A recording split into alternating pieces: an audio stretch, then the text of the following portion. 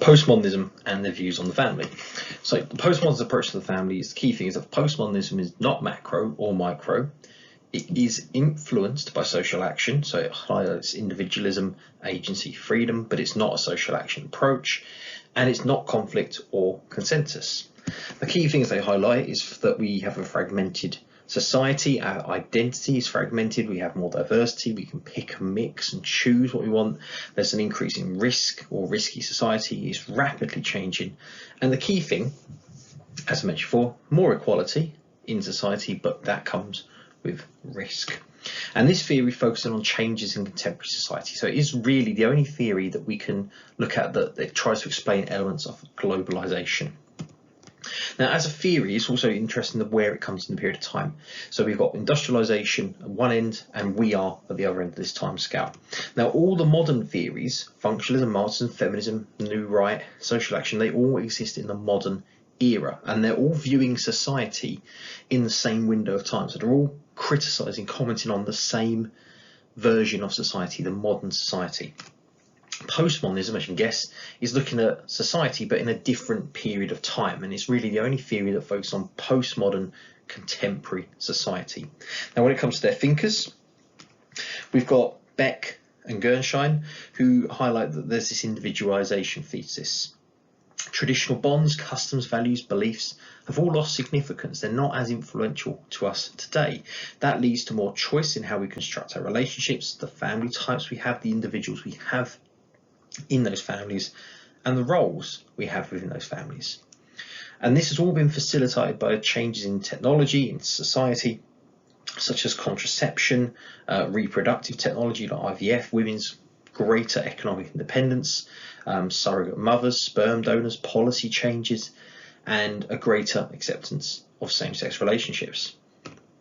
Giddens, who comes a little bit earlier than, but it also highlights that when Beck and Gershon point out that we have relationships led by love rather than necessity, and people say stay in relationships because they're emotionally filled. This comes from the work of Giddens. Giddens highlighted that there are types of relationships based on what he called confluent love.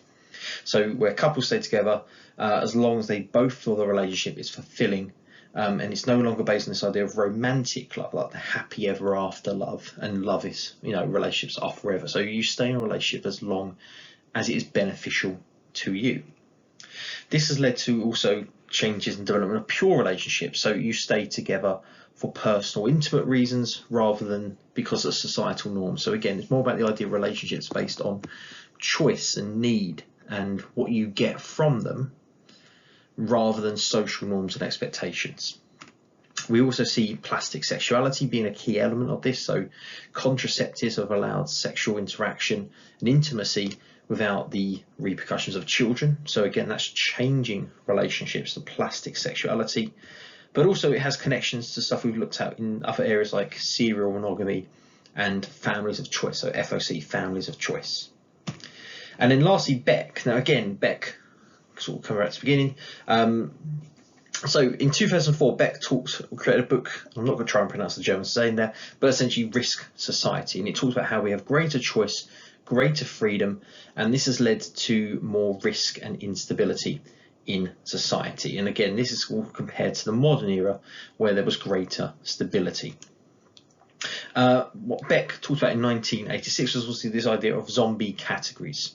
So the idea that we talk about something that even though it's dead, it doesn't exist. So in this context, we talk about the family as a concept that still exists in society, even though in reality it doesn't exist. So political theory, media norms and values are all based on the notion of a family, and generally the traditional family, but it's something we don't really have in society anymore.